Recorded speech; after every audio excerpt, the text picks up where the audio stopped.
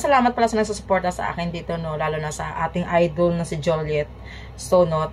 Ngayong umaga na ay syempre naka-follow ako sa account niya sa Facebook, 'di ba? Nakakalungkot, no. Bakit ganun talaga, guys, ba? Hindi ko alam. Every time na mababasa ko yung mga message or post ni Idol Juliet, parang kinokorot yung dibdib ko talaga ba. Hindi siya, talagang, honestly, hindi talaga kasi ako ganun mag-attach sa mga idol o sino man mga sikat. At hindi ako basta-basta nag-idol kasi, guys.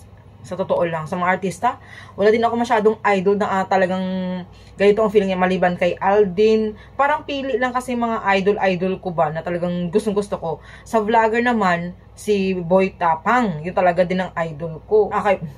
Ito kay Idol Juliet Stonot, talagang syempre, first time nilang nawalan, diba? At lalo pa isa pa sa pinakamalapit na tao sa buhay niya.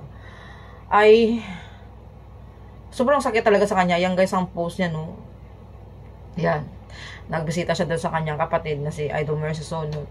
Masakit naman talaga sa part niya yun kasi syempre kapatid mo, best friend mo, kakulitan mo, kaaway mo, katawanan mo, basta lahat.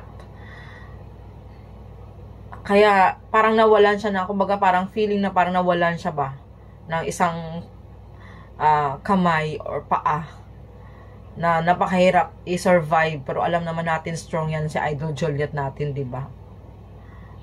Masa-survive din naman niya yan. Pero in a process talaga yan, guys, eh. Hindi basta-basta yan. At tapos yun nga, nakakadurog ng puso basahin ang kanyang post na ganun, na sobrang namiss yung isang tao kahit sino ba naman, guys. Uy, mamimiss mo talaga.